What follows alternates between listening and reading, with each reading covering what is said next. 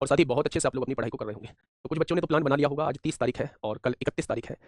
160 रुपए है प्रति वर्ग सेंटीमीटर, पेंटिंग की लागत क्या होगी वो आपसे ये पूछना चाह रहा है। देखो भाई, अगर व्यास 14 सेंटीमीटर दिया हुआ है तो दोस्त मेरे रेडियस कितनी हो जाएगी, 4 सेंटीमीटर हो जाएगी, 7 सेंटीमीटर हो जाएगी। कोई दिक्कत? आपने कहा जी कोई दिक्कत नहीं है। अच्छा मुझे ये बताइए कि गोलाकार बर्तन को पेंट करना है तो गोलाकार बर्तन का टोटल सरफेस एरिया कितना होता है, 4 पाई आर स्क्वायर होता है। अच्छा मैं आपसे पूछूं भैया जी 4 पाई की वैल्यू 22/7 है, अगर रेडियस का स्क्वायर मैं आपसे कहूं तो 7 का स्क्वायर 49 होगा।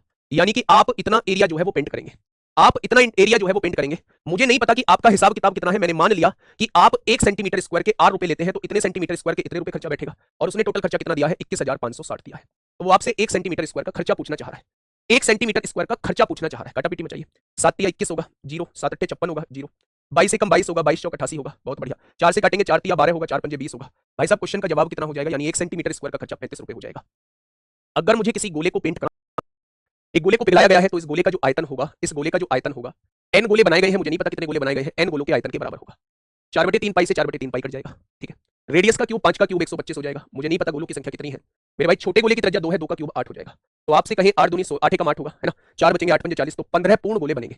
जितनी बार पूरा पूरा कट जाए उतने पूर्ण गोले बनेंगे। आपका जवाब होगा 15 पूर्ण गोले बनेंगे। भाई 16वां गोला पूरा थोड़ी ना बना है, 15 पॉइंट पूछा जाएगा, यानी कि 16वां गोला पूरा नहीं बना है। अगर 16वां गोला पूरा नहीं बना है तो गोले पूर्ण बने कितने, आप कहेंगे 15 बने, तो जवाब हो जाएगा 15। गलती से भी 16 टिक मत करना, नहीं तो आप कहेंगे बिल्कुल होगा।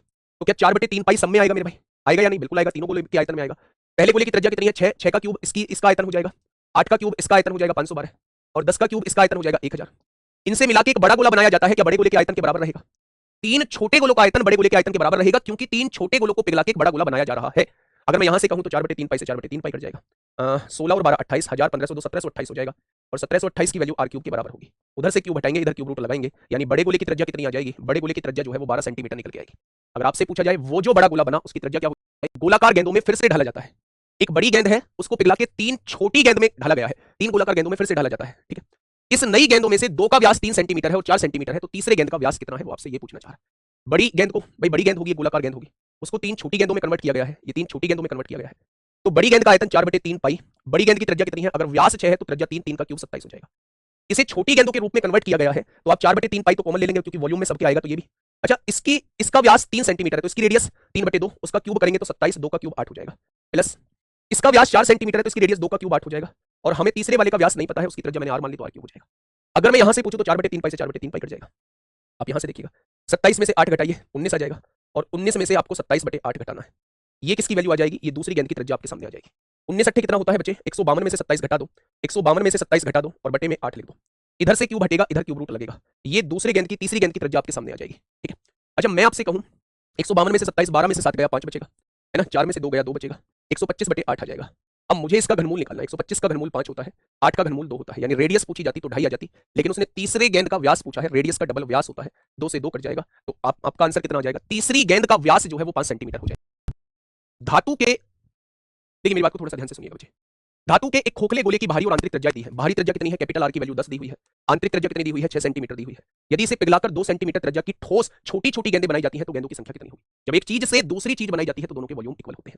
अच्छा मुझे बताइए खोखले गोले का वॉल्यूम कितना होता है, खोखले गोले का वॉल्यूम 4/3 पाई, कैपिटल आर क्यूब में से स्मॉल आर क्यूब घटा दो, बाहर वाले गोले में से अंदर वाले गोले को घटा दोगे तो खोखले गोले का आयतन आ जाएगा। इस खोखले गोले को पिघला के छोटी छोटी गेंदें बनाई गई हैं, मुझे नहीं पता कितनी छोटी गेंदें बनाई गई है, मैंने मान लिया n छोटी गेंदें बनाई गई हैं। अगर एक छोटी गेंद का आयतन इतना होगा तो n छोटी गेंद का आयतन इसके बराबर हो जाएगा। 4/3 पाई से 4/3 पाई काट दो, 10 का क्यूब 1000, 6 का क्यूब 216, 1000 में से 216 घटा दो, है ना, 10 में से 6 गए 4 बचेगा, 9 में से 1 गया 8 बचेगा, 9 में से 2 गया 7 बचेगा, और ये किसकी वैल्यू आ जाएगी मेरे प्यारे दोस्त, ये किसकी वैल्यू आ जाएगी, 2 का क्यूब 8 हो जाएगा, 2 का क्यूब 8 हो जाएगा, तो 8 नाम 72, 8 अट्ठे 64, 98 छोटी गेंदें बनाई जा सकती हैं। उस बड़ी खोखली गेंद को पिघला के, उस बड़ी खोखली गेंद को पिघलाया गया है और किसमें कन्वर्ट किया गया है, शंकु में कन्वर्ट किया गया है।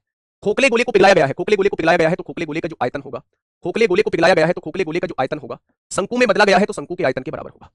यही चीज आपके समझ में आ गई, तो आपने कहा जी बिल्कुल आ गई। अच्छा मैं आपसे कहूं π/3 से π/3 कट जाएगा, बहुत सुंदर बात आपने लिखी। अच्छा बड़े गोले की त्रिज्या, बड़ी त्रिज्या कितनी है 6, अच्छा व्यास दिया है 6, त्रिज्या 3 हो जाएगी, 3 का क्यूब कितना हो जाएगा 27, अगर व्यास 4 है तो त्रिज्या 2, 2 का क्यूब 8 हो जाएगा। अगर मैं यहां से देखूं, अगर 8 सेंटीमीटर आधार व्यास है तो त्रिज्या 4, 4 का स्क्वायर 16, तो शंकु की ऊंचाई वो आपसे पूछना चाह रहा है। यहां आ जाएगा 16 डिवाइड में 4 चौक 16 और 27 में से 8 जाएंगे 19/4, 4 चौक 16 होंगे, 3 बचेगा, 4 7 28, 4 पंजे 20, यानी कि उस शंकु की ऊंचाई कितनी हो जाएगी 4.75 सेंटीमीटर होगी, 4.75 सेंटीमीटर होगी, 4.7।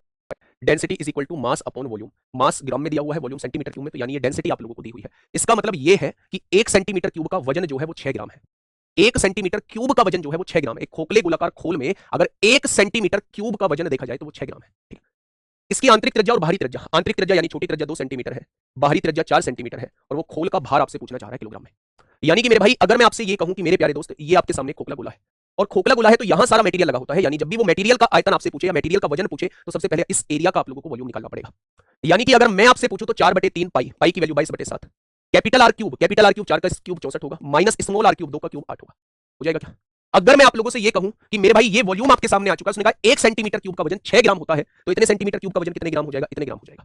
उसने पूछा है आंसर किलोग्राम में चाहिए, तो मुझे ग्राम को अगर किलोग्राम में कन्वर्ट करना है तो मुझे 1000 से डिवाइड करना होगा। बस इस कैलकुलेशन को सॉल्व कर दीजिए। 22 चौक 88, 7 या 21, 64 में से 8 जाएंगे तो 48 बचेगा, नहीं 56 बचेगा, 56 बचेगा, और गुणा में 6 है, और बटे में मेरे प्यारे दोस्त 1000 है, बटे में मेरे प्यारे दोस्त 1000 है। ठीक है, तो 7 8 56 होता है, 7 या 21 होता है, 3 दूनी 6 होता है, 8 दूनी 16 128 को 8 हासिल 12, 16 128 और 12 140 हो जाएगा। तो यहाँ 3 जीरो नीचे है, तो आंसर कितना हो जाएगा? उस खोखले खोल का वजन कितना हो जाएगा? 1.408 किलोग्राम हो जाएगा। यानी अर्धगोले की तरफ हम लोग चल रहे हैं। अर्धगोले की तरफ चलते हुए पहला क्वेश्चन हमारे सामने ये रहा। साथी बिल्कुल सही जवाब। क्या कहना चाह रहा है क्वेश्चन? 6 सेंटीमीटर व्यास वाले एक ठोस अर्धगोले का आयतन क्या होगा? तो मेरे प्यारे दोस्त अर्धगोले का आयतन पूछा है 2/3 pi r cube, pi r cube. अगर व्यास 6 सेंटीमीटर है तो रेडियस 3 होगी, और 3 का क्यूब 27 हो जाएगा। 3 नाम 27, 18 पाई इस क्वेश्चन का जवाब आ जाएगा। मुझे नहीं लगता कि पाई की वैल्यू वो कह रहा है 3.14 रख दो, रेडियस 50 का स्क्वायर 2500 होगा, खत्म बात भाई। 25 25 दूनी 50, 314 गुणा 50, ये हो जाएगा भाई। 2 जीरो से तो ये 2 पॉइंट कट जाएंगे, 25 दूनी 50 की गुणा 314 में। अच्छा यहाँ अगर 100 होता तो 31400 डायरेक्ट आ जाता। अब 31400 का आधा ले लीजिए, 31400 का आधा होता है 15700, 31400 का आधा होता है 15400, आर स्क्वायर मतलब 39 गुणा 39, यहाँ भी 3 है, यहाँ भी 3 है, यानी आंसर 9 का मल्टीपल आएगा। 9 का मल्टीपल देखिए भाई, 8 और 1 9, 7 और 2 9, 6 4 10 2 12, 9 का मल्टीपल नहीं है। 5 4 9, 7 2 9, 8 2 10 और 11, 9 का मल्टीपल नहीं है। 4 4 8, 8 2 10 और 8 18, 7 2 9 और 1 10, 9 का मल्टीपल नहीं है। 4 3 7 और 1 8 2 10 17 17 19 19 और 8 27, ये 9 का मल्टीपल है। ऑप्शन नंबर डी हो जाएगा, ऑप्शन नंबर डी हो जाएगा। ठीक है, स्क्वायर है। यदि पेंट करने की लागत जो है वो 4 रुपए प्रति 100 सेंटीमीटर स्क्वायर है, तो इसे पेंट करने की लागत याद कीजिए कितनी होगी। पेंट करने की लागत क्या है, वो कितनी होगी, वो आपसे ये पूछना चाह रहा है। अब देखिए मेरे भाई, एक इमारत का एक अर्धगोलाकार गुंबद को पेंट करना है, यदि गुंबद के आधार की परिधि जो है, गुंबद के आधार की परिधि जो है वो 154 सेंटीमीटर है, तो यदि पेंट करने की लागत मेरे भाई इस तरीके से गुंबद होगी, है ना, गुंबद के आधार की परिधि जो है, यानी यहाँ जो है गुंबद के आधार की परिधि, ये जो गुंबद है ना, तो इसके आधार की परिधि। अच्छा मैं आपसे कहूं गुंबद के आधार की परिधि जो है वो 2 पाई आर दे रखी है, और उसने कितनी दी हुई है? 154 दी हुई है, तो इस गुंबद की रेडियस कितनी आ जाएगी? 154/2 पाई आ जाएगी। 2 पाई की वैल्यू होती है मेरे भाई 22/7, यानी 22 7 154 होगी। इसकी रेडियस जो आ जाएगी वो 49/2 आ जाएगी। कितनी आ जाएगी? 49/2 आ जाएगी। हो जाएगी क्या? बहुत बढ़िया। अब मेरे प्यारे दोस्त उसने कहा है 100 सेंटीमीटर स्क्वायर के, 100 सेंटीमीटर स्क्वायर के मेरे प्यारे दोस्त कितने रुपए लगते हैं? 4 रुपए लगते हैं। तो उसने कहा है इमारत के एक अर्धगोलाकार गुंबद को पेंट करना है, ठीक है। अच्छा मैं आपसे कहूं कि 2 पाई आर स्क्वायर कितना होगा? पाई की वैल्यू 22/7 होगी। रेडियस कितना है? रेडियस 49/2 है, 49/2, 49/2। अगर मैं आपसे ये पूछता हूं कि 100 सेंटीमीटर स्क्वायर के 4 रुपए लगते हैं, तो 1 सेंटीमीटर स्क्वायर के 4/100 लगेंगे, तो इतने सेंटीमीटर स्क्वायर के कितने रुपए लगेंगे? तो क्या मेरे प्यारे दोस्त आपके सामने ये जवाब आ जाएगा? ठीक है, तो एक बार मुझे बताने की कोशिश करिए कि आंसर क्या आएगा। 2 से 2 कट जाएगा, 2 से काटेंगे 11 बार कटेगा, 7 7 49 हो जाएगा, है ना। अब आप ये देखिए 9 चौक 36 को 6 हासिल लगे 3, 4 चौक 16, 9 चौक 36 को 6 हासिल 3, 4 चौक 16 3 19 हो जाएगा। इसकी गुणा 7 में करिए, 7 6 42 को 2 हासिल 4, 9 7 63 4 67 को 7 हासिल 6, 7 कम 7 6 13 हो जाएगा। 11 दूनी 22 को 2 हासिल लगे 2, 11 7 77 और 2 79 को 9 हासिल 7, 11 3 33 और 7 40 को 0 150 92, नीचे 2 जीरो है, पॉइंट यहाँ लग जाएगा, यानी टोटल खर्चा जो आएगा वो 150.9 आ जाएगा।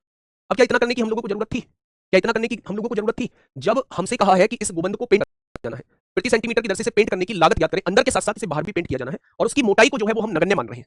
तो जब हम बाहर का पेंट करेंगे तो 2 पाई आर स्क्वायर तो बाहर का पेंट हो गया, और जब हम अंदर का पेंट करेंगे तो 2 पाई आर स्क्वायर अंदर का पेंट हो गया, यानी हमें जो टोटल पेंट करना है वो 4 पाई आर स्क्वायर पे पेंट करना है। ठीक है, अगर मेरे प्यारे भाई मैं यहां से देखूं पाई की वैल्यू 22/7 आएगी, रेडियस का स्क्वायर मेरे भाई ये है कटोरी वो।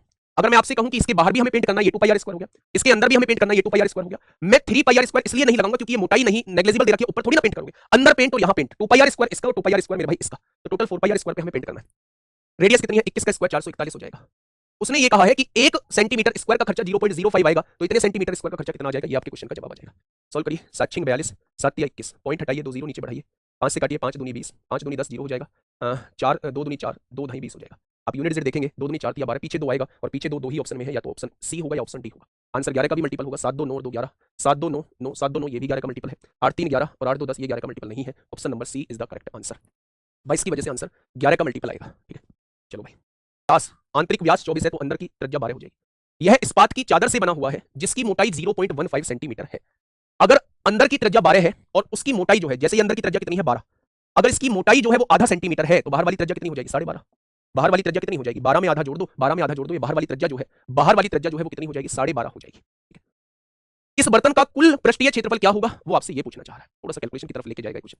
खोखले अर्धगोले का कुल पृष्ठीय क्षेत्रफल क्या होता है? तो सबसे पहले मेरे प्यारे दोस्त, आप लोग जो है, मैंने आपको सॉल्व करके भी बताया था। मैंने आपसे ये कहा था कि दोनों तो सरफेस दिख रही होती है, यानी आप ऐसे कर सकते हैं 2πr² प्लस 2πr²। और मेरे प्यारे दोस्त आप ये कर सकते हैं, ऊपर का एरिया निकालना होता है πr² माइनस πr²। तो जब आप इन्हें देखेंगे तो πr² जुड़ के तो ये तो 3πr² हो जाएगा, और 2πr² में से एक πr² जाएगा तो ये πr² बच जाएगा। तो अगर मैं यहाँ से पाई कॉमन ले लूँ तो ये हो जाएगा 3r² माइनस r²। इसमें आपको वैल्यू पुट कर देनी है, ठीक है। पाई के फॉर्म में दे रहा है। कैपिटल आर कितनी है? 12.5 है। 12.5 का स्क्वायर माइनस 12 का स्क्वायर, ठीक है मेरे भाई। अच्छा मुझे ये बताइएगा, अगर मैं यहाँ से कहूँ कि 12.5 का स्क्वायर कितना होगा? भाई 5 का स्क्वायर 25 हो जाएगा, और 12 की गुणा 13 में करेंगे, 13 दूनी 26 कुछ है, हासिल 2 156.25 हो जाएगा।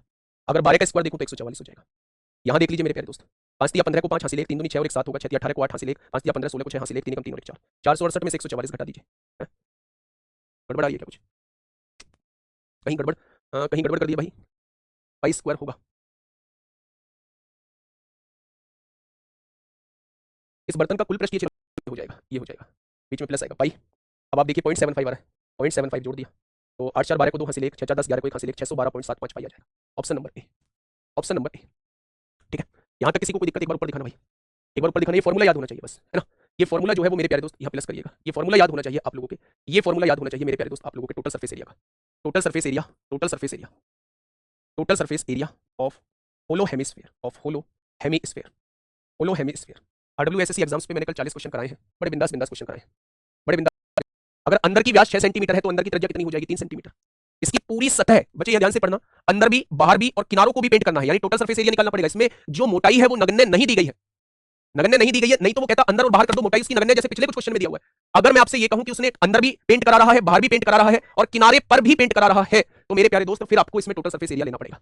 और टोटल सरफेस एरिया अभी हमने क्या निकाला है? ये रहा मेरे भाई total surface area, 3πr² plus πr², यानी कि 3πr² प्लस πr² पे हमें पेंट करना है। अगर 1 सेंटीमीटर स्क्वायर का खर्चा आधा रुपये है, आधा रुपये है, तो मेरे भाई इतने सेंटीमीटर स्क्वायर का खर्चा कितना होगा? ठीक है, सॉल्व कर लीजिए भाई। 0.50 को मैं आधे 1/2 रुपीज लिख सकता हूँ या नहीं?